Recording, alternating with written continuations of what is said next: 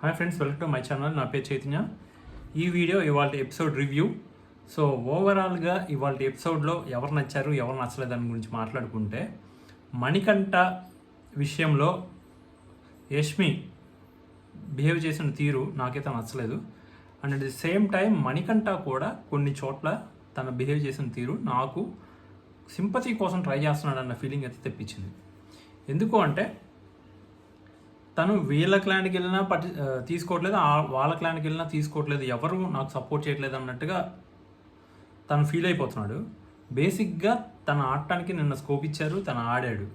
So ప్రతి దాంట్లోనూ ఎవరో ఒకళ్ళు సపోర్ట్ చేయాలంటే అది అవ్వని పని. అది కాక మణికంఠ చేసే బిహేవియర్ వల్ల కూడా వాళ్ళు కొంచెం ఎఫెండ్ అవుతున్నారు.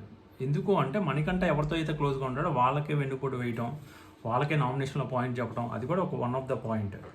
సో ఓవరాల్గా చూసుకున్నట్టయితే వాళ్ళ ఎపిసోడ్ యావరేజ్గా అనిపించింది. సో ఇక్కడ పృథ్వీని ఖచ్చితంగా మెచ్చుకొని తీరాలి. పృథ్వీ యష్మి వీళ్ళిద్దరి మధ్య జరిగిన గొడవలో ఎవరు చీఫ్ కంటెండర్ అవ్వాలనే దాంట్లో బేసిక్గా పాయింట్స్ పెట్టే దగ్గర యష్మి కొంచెం ఓవర్ చేసింది. అందువల్లే పృథ్వీ రివర్స్ అటాక్ ఇవ్వాల్సి వచ్చింది. నేనైతే పృథ్వీ చీఫ్ కంటెండర్ అవ్వటం నేను సపోర్ట్ చేస్తాను. ఎందుకు అంటే యష్మికి గేమ్లో ఆడేదాకా తను గెలుస్తానో లేదో కూడా క్లారిటీ లేదు.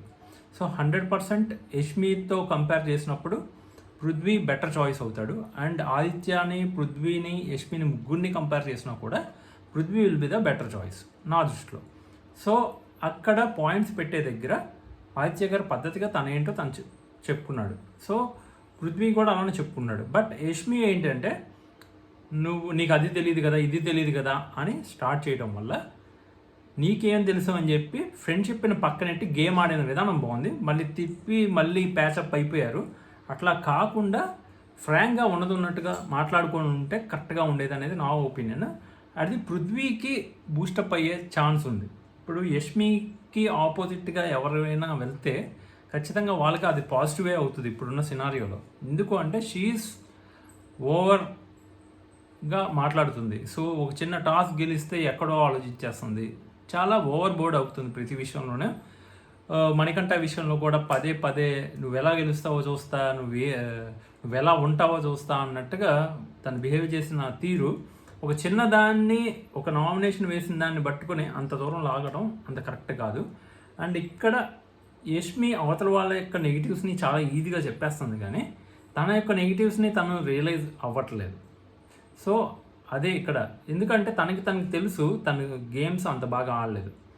కంపారిటివ్లీ ఆదిత్య గారు కానీ పృథ్వీ కానీ వాళ్ళతో కంపేర్ చేసుకుంటే తినేమి అంత పర్ఫెక్ట్ అయితే కాదు గేమ్స్ టాస్క్లు ఆడే విధానంలో. ఈవిడ చీఫ్గా ఉన్నప్పుడు కూడా ఈవిడేం అంత సూపర్గా బిహేవ్ చేయలేదు. అది ఆడియన్స్ పరంగా చూసినట్టయితే అసలు సరిగ్గానే చేయలేదు. ఈవిడ చాలా ఓవర్ యాటిట్యూడ్ అయితే చూపించారు. అది ఎవరికి నచ్చలేదు అప్పుడు. సో యాజ్ ఎ చీఫ్గా ఈవిడైతే కరెక్ట్ కాదు. సో ఈ అన్ని పాయింట్స్ని కన్సిడర్ తీసుకుంటే Prithvi is the better choice అనేది నా ఒపీనియన్. మీరేమనుకున్నారో కామెంట్ అయితే చేయండి.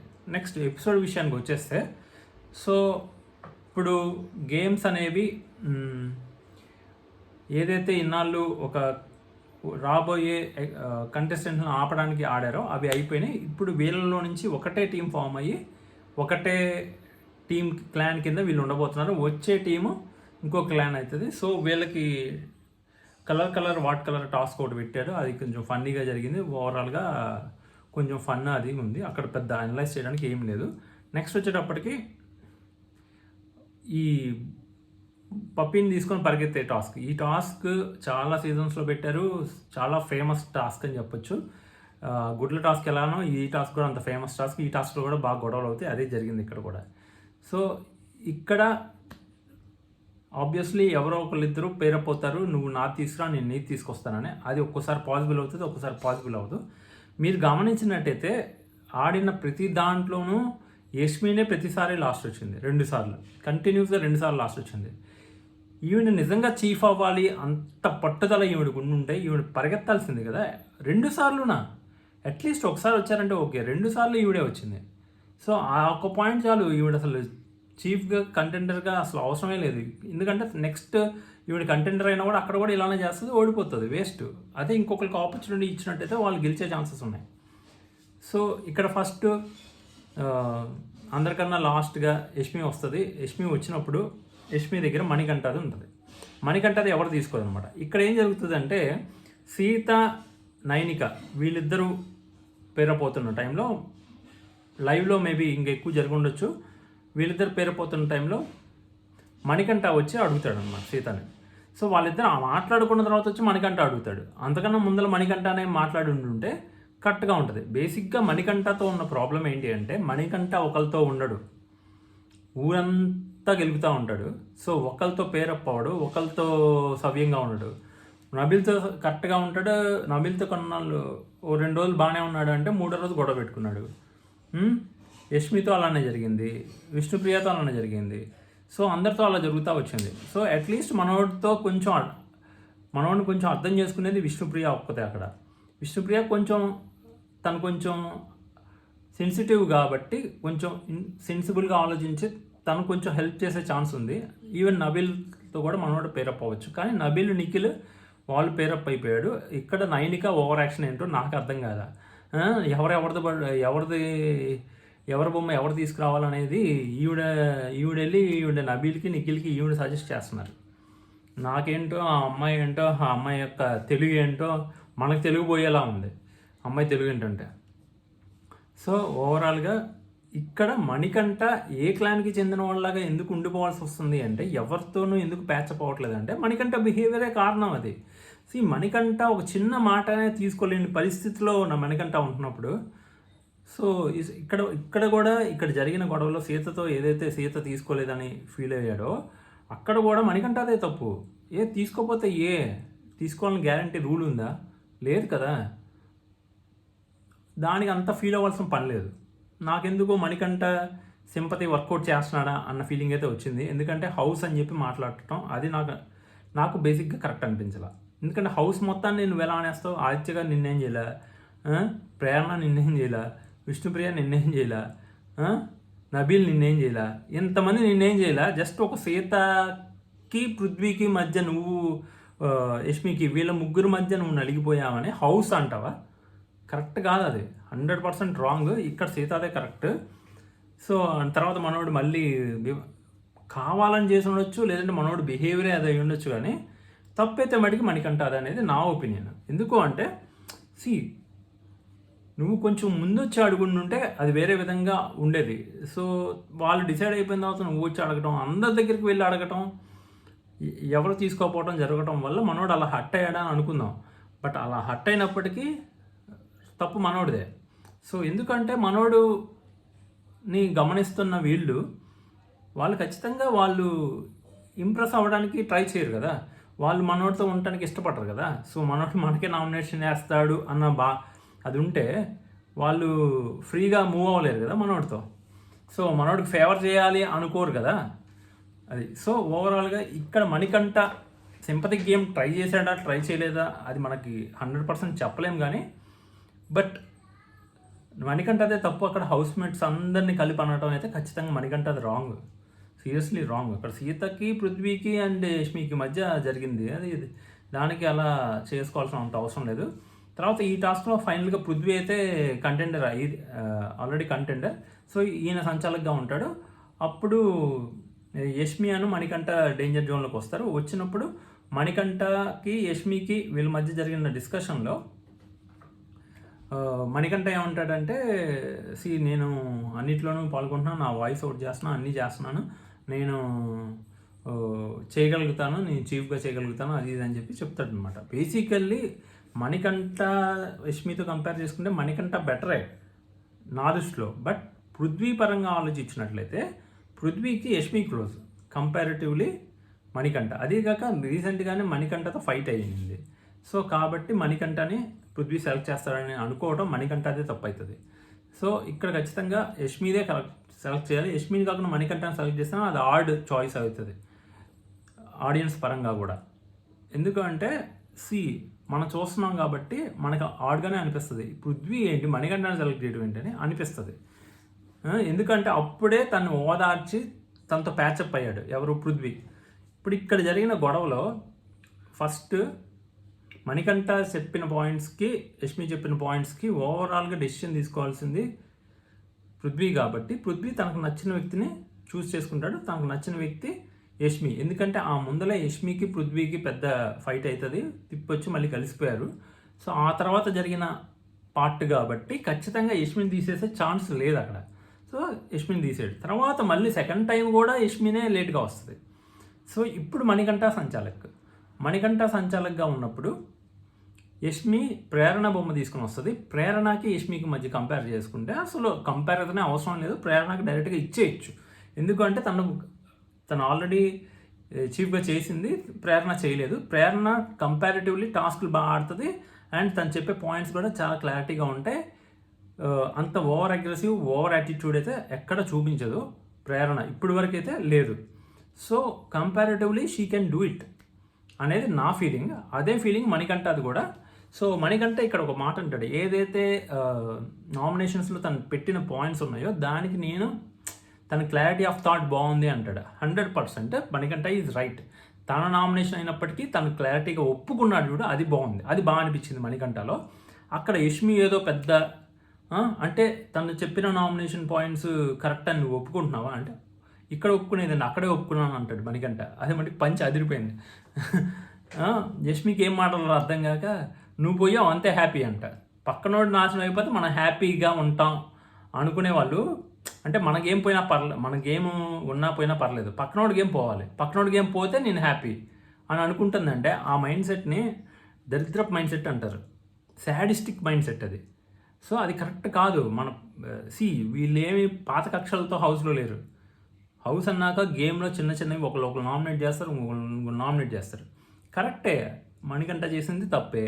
అంత మాత్రాన నీ గేమ్ పోయా అతని గేమ్ పోయా అమ్మయ్య నీ గేమ్ పోయింది హ్యాపీ అనేది కరెక్ట్ కాదనేది నా పాయింట్.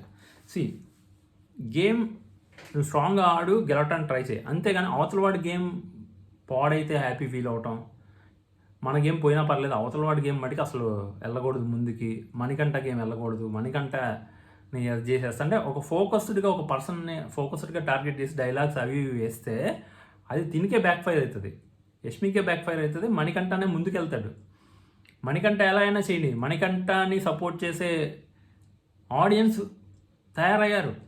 ఎందుకంటే మీరు చేసే ఇలాంటి పనుల వల్లే, యష్మి ఇలాంటి వాళ్ళు చేసే ఇలాంటి పనుల వల్లే, యష్మినేలే మెయిన్. మిగతా వాళ్ళు ఎవరు అంతలా మణికంఠని టార్గెట్ చేసినట్లయితే నేనైతే అనుకోవట్లేదు. యష్మినే మరీ పాయింట్ ఉన్నా లేకపోయినా నామినేట్ చేయడం, ప్రతి దాంట్లోనూ మణికంఠని తప్పులు ఎతికి చేయడం, ఇదంతా ఒక టాస్క్ గెలవగానే ఇంటర్నేషనల్ ఒలింపిక్స్ గెలిచినట్టుగా ఫీల్ అవటం. యష్మిలోనే over attitude, over anxiety, over onboarding dialogues ఇవన్నీ కూడా యష్మి దగ్గరే ఉన్నాయి. సో ప్రేరణతో కంపేర్ చేసుకుంటే యష్మి బెటరే. నెక్స్ట్ మళ్ళీ ఇంకొక రౌండ్లో వెళ్ళినప్పుడు ఇక్కడ విష్ణుప్రియ దొరికేస్తుంది. విష్ణుప్రియ ప్రేరణ వస్తారు. విష్ణుప్రియ ప్రేరణలో 100% ప్రేరణనే కరెక్ట్. ఎందుకు అంటే ప్రేరణకు ఆ జీలు ఉంది చేయాలని. విష్ణుప్రియ అవ్వచ్చులే, 6th వీక్ అవ్వాలని అనుకుందంట. ఎందుకు 6th వీక్ ఎందుకు, సిక్స్త్ టైం నువ్వు బిగ్ బాస్ హౌస్కి వచ్చినప్పుడు అవుదాం అనుకో. 6th కదా నీ లక్కీ నెంబరు, ఇంకా 6 years ఆగిన తర్వాత అవుదాం అనుకో. 6 కదా లక్కీ నెంబరు, అది బెటర్. వర్స్ట్ అంటే వర్స్ట్, అసలు మాట్లాడుకోవాల్సిన అవసరమే లేదు. ఇక్కడ ప్రేరణని చూస్ చేసుకోవడం రైట్. ఇక్కడ ఈ మధ్యలో ఒక చిన్న గొడవ అయితే జరుగుతుంది. అది ఏంటి అంటే, సో ఇప్పుడు ఇక్కడ సంచాలకుగా ఉంది యష్మి. అయితే అక్కడ బొమ్మల్ని కరెక్ట్ చేస్తున్నాడని, మణికంఠ వచ్చి బొమ్మల్ని ఆర్డర్లో పెడుతున్నాడని, తనకి పర్సనలైజ్డ్ ఆర్డర్లో పెడుతున్నాడని సీత తెగ ఫీల్ అయిపోతూ ఉంటుంది. సీత ఎందుకు అంత ఫీల్ అవ్వాలో నాకు అర్థం కాలే. అంటే వాళ్ళు ప్లాన్ చేసుకున్నట్టుగా తీసుకోవడానికి అవ్వదు అనేది ఆవిడ యొక్క బాధ. బేసికల్లీ వాళ్ళని టార్గెట్ చేస్తేనే మనోడు జరుపుతున్నాడు అక్కడ. సో అందువల్ల ఈవిడ ఫైర్ అయింది. మరి లాస్ట్ సంచాలకుగా ఉన్నప్పుడు అప్పుడు ఎందుకు ఫైర్ అవ్వలేదు అని అంటే, లాస్ట్ సంచాలకుగా ఉన్నప్పుడు అక్కడ బేసిక్గా పృథ్వీ మారుస్తున్నాడు. ఈవెన్ మనోడు సంచాలకున్నప్పుడు పృథ్వీ మారుస్తున్నాడు అంట. మరి అప్పుడు ఎందుకు అడగలేదని అంటాడు. నువ్వు అప్పుడు అడగాల్సిందని చెప్పి ఈవిడ అంటది. సో ఓవరాల్గా ఇక్కడ తప్పు ఎవరిది అంటే మణికంఠ అదే తప్పని నేను చెప్తాను. ఎందుకు అంటే తిను సంచాలక్ కానప్పుడు తిను చేంజ్ చేయాల్సిన అవసరం లేదు, తిని టచ్ చేయకూడదు కూడా. That is right. సో ఎప్పుడే ఓకే వాళ్ళందరూ అగ్రీ చేస్తే నువ్వు టచ్ చేయి, వాళ్ళు అగ్రీ చేయనప్పుడు నువ్వు బయటకు వచ్చేసేయాలి. ఆర్గ్యుమెంట్ అనవసరం అక్కడ. అది కరెక్ట్ నా దృష్టిలో. అండ్ మరి మరి పృథ్వీ చేశాడుగా అంటే పృథ్వీ కూడా చేశాడు. పృథ్వీ చేసినప్పుడు వీళ్ళు ఎవరు అడగలేదు కాబట్టి నో ప్రాబ్లం. నువ్వు అడుగుంటే మణికంఠ అడుగుంటే కరెక్ట్గా ఉండేది. అడగలేదు, మణికంఠ కూడా లైట్ తీసుకున్నాడు. సో ఇక్కడ ప్రాబ్లం ఏం లేదు. ఇప్పుడైనా కూడా ఎవరు అడగకపోతే చేసుకోవచ్చు. కానీ ఇక్కడ క్వశ్చన్ చేస్తున్నారు కాబట్టి you should come out of it. నువ్వు అది చేయడానికి వీలు లేదు. సో నువ్వు సంచాలక్ కాదు కాబట్టి సో బయటకు వచ్చేయచ్చు. నెక్స్ట్ సంచాలక్ ఎవరు? యష్మి వచ్చి కరెక్ట్ చేయొచ్చు. యష్మికి అంత బ్రెయినే ఉండుంటే ఎప్పుడో బాగుపడేది. సో యష్మి అంత సీన్ లేదు, అంత ఆలోచించే పర్సన్ కాదు యష్మి. ఏదో ఇంకా అలా పెట్టింది, మళ్ళీ ఏదేదో ముందల ఆర్డర్ ఉందో అది పెట్టినట్టుంది. సో నెక్స్ట్ వచ్చేటప్పటికి ఈసారి సీత నైనిక వస్తారు. నన్ను అడిగితే నేను సంచాలకుగా ఉండి వీళ్ళిద్దరు ఏమైనా చూస్ చేసుకుంటే ఇద్దరు వేస్ట్, ఇద్దరు చీఫులుగా పనికిరాలని చెప్తాను నేను. ఈవిడ ఫస్ట్ టైం ఫెయిల్ నైనిక, ఈవిడ ఇప్పుడు ఫెయిల్. ఇద్దరు ఫెయిల్ సంచాలకులే, ఇద్దరికి ఛాన్స్ కావాలి మళ్ళీ. సో వీళ్ళిద్దరితో కంపేర్ చేస్తే నా దృష్టి ప్రకారం చెప్తే, నా ఒపీనియన్ ప్రకారం చూస్తే సీత కన్నా నైనికనే బెటర్. అదే డెసిషన్ ఈవెన్ విష్ణుప్రియ కూడా మంచి డెసిషన్ తీసుకుంది. ఎందుకు అంటే తను ఏం పాయింట్ చెప్తుంది అంటే, నువ్వు సంచాలకుగా నువ్వు చీఫ్గా ఉన్నప్పుడు ఎవరిని తీసేయాలనే పాయింట్ దగ్గర నువ్వు బాగా అదొక పెద్ద బర్డెన్ కింద ఫీల్ అయ్యావు అని చెప్తుంది. 100% రైట్. బర్డెన్ కింద ఫీల్ అవటమే కాదు, తను చాలా గ్యాంబుల్ లాగా చేసింది. తనకే క్లారిటీ లేదు, తను ఒకటి చేయాలని మనసులో ఉంది, బయట ఏమన్నా ఇంకోటి చెప్తుంది. ఫైనల్గా చేసింది తన మనసులో ఉన్నది. సో ఓవరాల్గా సీత కన్నా నైనిక బెటర్ అన్నాం కదా అని సూపర్ బెటర్ అని కాదు. అంటే ఇటుక రాయి బదులు కంకర రాయి బెటర్ అని. ఇటుక రాయితో కూడా మొత్తం పళ్ళు ఊడిపోతాయి కదా, కంకర రాయి తగిలితే ప్రాబ్లం లేదు. అట్లాగా ఈవిడ కన్నా ఈవిడ కొంచెం మేలు అంతే. ఈవిడ ఏం మాట్లాడదు, ఎవడేం చెప్పినా ఒప్పుకుంటుంది. ఎవరు? నైనిక. అది ఇప్పుడు మరి ఇప్పుడు చాలా కొమ్ములు వచ్చేసినాయి కదా. ఇప్పుడు అసలు మామూలుగా కాదు, త్రిపాత్ర అభినయం చేస్తుంది ఇప్పుడు. ఓ పక్క నిఖిల్ దగ్గర, ఇంకో పక్క ఈ సీత దగ్గర, ఇంకో పక్క ప్రేరణ వీళ్ళ దగ్గర, విష్ణుప్రియ దగ్గర, అసలు 3 పక్కల నటించేస్తుంది ఇప్పుడు నైనిక. అది ఈవెన్ నామినేషన్స్లో కూడా చూసాం. సో ఇప్పుడు వీళ్ళిద్దరిలో సీతను తీసేశారు. నెక్స్ట్ నైనిక. మళ్ళీ నైనిక లాస్ట్లో ఉండిపోద్ది. నైనిక బొమ్మ నైనికనే తెచ్చుకుంటుంది. So disqualified. సో ఇక్కడతో ఆట అయితే కంప్లీట్ అయిపోయింది. సో ఎపిసోడ్ కూడా కంప్లీట్ అయిపోయింది. నాకు తెలిసి అప్డేట్స్ ప్రకారం అన్నిటి ప్రకారం చూసుకున్నట్టయితే నబీల్కి పృథ్వీకి టాస్క్ జరిగినట్టు ఉంది. సో అందులో నబీల్ గెలిచాడో మరి పృథ్వీ గెలిచాడో తెలియదు. మోస్ట్లీ నబీల్ గెలిచాడని చెప్పి టాక్ అయితే వస్తుంది. సో ఎంతవరకు కరెక్ట్ అనేది చూడాలి, మనం రేపు ఎపిసోడ్ చూస్తే అర్థమవుతుంది. ఓవరాల్గా చూసుకున్నట్టయితే మణికంఠ కార్నర్ అవుతున్నాడా, కార్నర్ చేస్తున్నారా అని చూస్తే మణికంఠ కార్నరు అవ్వట్లేదు, కార్నరు చేయట్లేదు నాకు అనిపించింది. దాని ప్రకారం మణికంఠ ఏంటంటే జస్ట్ మనోడు ఫీల్ అయిన దాన్ని కొంచెం ఓవర్గా ఎక్స్ప్రెస్ చేస్తున్నాడు. మణికంఠ ఏడుస్తూ ఉంటే వీళ్ళందరూ కూడా వచ్చి ఓవర్ అరుస్తున్నారు. ఇదంతా కూడా చూపిస్తారు కాబట్టి మణికంఠ నిజంగా సింపతిగా ట్రై చేయాలనుకుంటే ఓన్గా వెళ్ళి కూర్చొని ఆడవచ్చు. వీళ్ళందరి మధ్యకి వచ్చి ఆడటం వల్ల వాళ్ళు వచ్చి కన్సోల్ చేస్తారు. అలా కన్సోల్ చేయడం వల్ల సింపతి ఏం వర్కౌట్ అవ్వదు. సో ఆ ప్రకారంగా చూసుకుంటే మణికంఠ ఏమి ప్లాన్ చేసి సింపతి వర్కౌట్ చేయాలని ట్రై చేస్తున్నాడని నేను అనుకోవట్లే. సో మణికంఠ మైండ్ సెట్టే అది, అందువల్ల అలా అవుతుంది అని నేను అనుకుంటున్నాను. అది నెక్స్ట్ వచ్చేటప్పటికి యష్మికి ఇచ్చి పడేసాడు పృథ్వీ అనిపించింది. ఎందుకు అంటే యష్మి తప్పుల్ని ఇప్పుడు వచ్చి ఎవరు అంత పర్ఫెక్ట్గా చెప్పలే. యష్మి ఒకళ్ళు వెళ్ళిపోయిన సోనియా గారు ఒకళ్ళు వాళ్ళ తప్పులు వాళ్ళు ఎత్తుకరు. వాళ్ళు ఏంటంటే అసలు మేము అది ఆడేసాం ఇది ఆడేసాం అని ఏదేదో చెప్తుంటారు. వాళ్ళు ఆడింది ఏముండదు. పాయింట్ టు పాయింట్ కొట్టి చూస్తే అక్కడ ఏమీ ఉండదు, ఏం ఆడింది ఉండదు. కానీ మాటలు మటుకు కోటలు దాటేస్తుంటాయి. అట్లాంటి ఇంటర్నేషనల్ ప్లేయర్ని పట్టుకొని పృథ్వీ నువ్వేం ఆడతావు, నువ్వు వాళ్ళేమంటున్నాడు. ఎంత ధైర్యం పృథ్వీకి అసలు. అసలు ఇంటర్నేషనల్ ప్లేయర్ని తీసి పడేశాడు. చీఫ్గా పనికిరావు అంటున్నాడు. ఒలింపిక్స్ గెలిచి వచ్చింది, నిన్నే ఒలింపిక్స్ గెలిచింది గోల్డ్ మెడల్, ఇవాళ పృథ్వీ పనికిరాడంటే అసలు ఎంతవరకు కరెక్ట్ మీరే చెప్పండి. అది యష్మికి మటుకి. కానీ వీళ్ళు తిప్పి మళ్ళీ వచ్చి కలిసిపోయారు కదా, అది నాకైతే నచ్చలేదు. మరి మీకు ఎలా అనిపించిందో తెలీదు. నేనేమనుకున్నానంటే it will go on, extend అవుతుంది, so that Prithvi open up అవుతాడు అని అనుకున్నా. సో పృథ్వీ ఓపెన్ అప్ అవ్వట్లేదు, అవే ఛాన్స్ రావట్లేదు. ఇప్పుడు రాక ఒక ఛాన్స్ వచ్చినా కూడా అది కూడా ఓపెన్ అప్ అవ్వట్లేదు. ఈవెన్ నిఖిల్తో కూడా ఓపెన్ అప్ అయ్యే ఛాన్స్ వచ్చింది, కానీ అక్కడ కూడా తుస్ అనిపించాడు. మేబీ వీళ్ళు బయట నుంచి ఒకరికొకరు పరిచయం అవడం వల్ల మనోడు ఓపెన్ అప్ అవ్వడానికి ఇష్టపట్టలేదా అన్న ఫీలింగ్ అయితే నాకు వచ్చింది. అదే వేరే వాళ్ళ మీద మనోడు సైడ్ తప్పు పెట్టుకుని వేరే వాళ్ళ మీద అరవమంటే మరి గట్టిగా అరుస్తున్నాడు పృథ్వీ. గేమ్స్లో అగ్రెసివ్ అయిపోతున్నాడు. కానీ సరిగ్గా మనోడి సైడ్ పాయింట్ ఉంది. ఈ అమ్మాయి సైడ్ తప్పు ఉన్నప్పుడు అమ్మాయి ఆల్రెడీ బయట నుంచి తెలిసిన అమ్మాయి అవడం వల్ల ఎమోషనల్ అయిపోతున్నాడు. మాటలు రావట్లేదు మనోడికి. మాట్లాడిన కొన్ని పాయింట్లు కూడా తర్వాత అమ్మాయి ఎమోషనల్ అయిన తర్వాత మనోడు ఆపేసి మనోడు కూడా ఎమోషనల్ అయిపోయి మళ్ళీ వచ్చి ప్యాచప్ అయిపోయారు. అది సో ఇక్కడ మణికంఠ ఒక మాట అంటాడు, ప్రీ డిటర్మైన్డ్ మైండ్స్ అంటాడు. అదే డైలాగు నిన్న సీత కూడా అందే. వీళ్ళు ముందుగానే ప్లాన్ చేసుకొని వచ్చారు అన్న ఫీలింగ్ వీళ్ళకి వస్తుంది. ఈవెన్ ఇవాళ మళ్ళీ పృథ్వీకి యష్మికి జరిగిన దాంట్లో నాకు వచ్చింది ఆ ఫీలింగ్.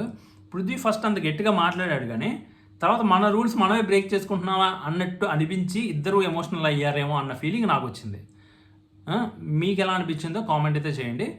వీళ్ళు అందరూ అంటే యష్మి, నిఖిల్, పృథ్వీ వీళ్ళకి ఆల్రెడీ బేవసమైన అండర్స్టాండింగ్ అయితే ఉంది. క్లియర్గా అర్థమవుతుంది, అక్కడ క్లియర్గా అర్థమవుతుంది. ఆ అండర్స్టాండింగ్ మీద వీళ్ళు గేమ్ ఆడుతున్నారు. ఆ అండర్స్టాండింగ్లో చిన్న మిస్టేక్ వచ్చినా వీళ్ళు ఫీల్ అయిపోతున్నారు. ప్రేరణ అయితే ఇప్పటి వరకు గేమ్ ఈజ్ గేమ్, గేమ్ అంటే గేమే, మిగతా ఏమి నాకు పట్టవు అన్నట్టుగానే కనిపిస్తుంది. లెట్స్ సీ తన కలర్స్ ఎప్పుడు బయటకు వస్తాయనేది చూడాలి. సో నిజంగా తన గేమ్ ఈజ్ గేమ్ అన్నట్టుగా ఆడితే సూపర్ అని చెప్పచ్చు.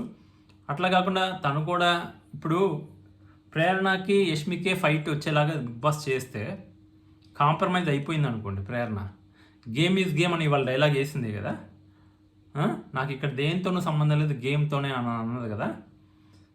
సో యష్మి వర్సెస్ ప్రేరణ అయిన రోజున దీని కనుక కాంప్రమైజ్ అయిపోయి ఎమోషనల్ అయిపోయి ఇద్దరు మళ్ళీ అతుక్కున్నారు అంటే ఖచ్చితంగా వీళ్ళు బయట నుంచి వచ్చిన అండర్స్టాండింగ్తోనే అలా చేస్తున్నారని మీనింగ్. ఎప్పుడైనా కూడా బిగ్ బాస్ హౌస్లో ఒక ఛాన్స్ నీకు విన్నింగ్ మూమెంట్ ఎప్పుడు వస్తుంది అంటే అవతల వ్యక్తులు మిస్టేక్ చేసి నిన్ను అన్యాయంగా మాట్లాడుతున్నప్పుడు నువ్వు రివర్స్లో స్టాండ్ తీసుకొని గట్టిగా మాట్లాడితే ఆడియన్స్ మైండ్లో ఏదైతే ఉందో అది నువ్వు మాట్లాడగలిగితే రైట్ టైంలో రైట్ పాయింట్లో ఫ్యాన్ బేస్ అయితే వస్తుంది. సో ఓవరాల్గా ఓటింగ్ ప్రకారం చూసుకున్నా ఎలా చూసుకున్నా కూడా ఈ వీక్ వెళ్ళిపోయేది మిడ్ వీక్లో పంపించాల్సిన క్యాండిడేట్ ఎవరైనా ఉన్నారంటే ఖచ్చితంగా నైనికానే, ఆ తర్వాతే ఆదిత్య గారు. సో ఖచ్చితంగా నైనిక అయితే మిడ్ వీక్ ఎలిమినేషన్ అవుతుంది అనేది నా స్ట్రాంగ్ ఫీలింగ్. లెట్స్ సీ ఇవాళ కానీ రేపు, నాకు తెలిసి రేపు ఎపిసోడ్లో ఇవాళ చేసినా మనకి రేపు ఎపిసోడ్లో వస్తుంది. So let's wait for the update. Okay friends, నా రివ్యూస్ కనుక నచ్చుతున్నట్టయితే మన ఛానల్కి కొంచెం సబ్స్క్రైబ్ చేసుకోండి, మీ ఫ్రెండ్స్కి వాళ్ళకి కూడా షేర్ చేయండి.